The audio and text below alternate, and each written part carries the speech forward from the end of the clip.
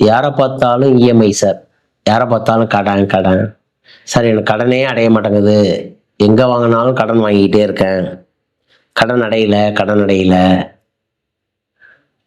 அப்படின்னு நிறைய மக்கள் புலம்புகிறார்கள். நிறைய பேர், பணக்காரர்களும் சரி, இல்லாத ஏழை எளிய மக்களும் சரி. கும்பகோணம் அருகில் 3 கிலோமீட்டர் தொலைவில் செண்பகராணியம்னு பேரு. அதாவது இந்த கோயில் பேரு நாதன் கோவில்னு பேரு. நந்திபுர விண்ணகரம். இந்த சாமி பேர் என்னன்னா நந்திபுர விண்ணகரம். இது பெருமாளுடைய ஸ்தலம். 108 வைணவ ஸ்தலத்துல இது ஒரு ஸ்தலம். இந்த 108 வைணவ ஸ்தலத்துல ஸ்ரீ நந்திபுர விண்ணகரம் நாதன் கோயில்னு பேரு.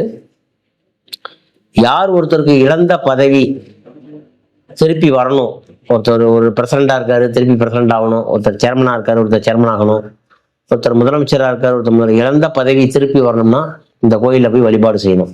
செஞ்சா இழந்த பதவி மீண்டும் கிடைக்கும். ஸ்ரீ நந்திபுர விண்ணகரம். ஏன் இந்த ஊருக்கு நந்திபுர விண்ணகரம்னு பேர் வந்துச்சுன்னா, கைலையில போய் சிவபெருமான தரிசனம் பண்ணாலும் நந்தி அனுமதி கொடுக்கணும்.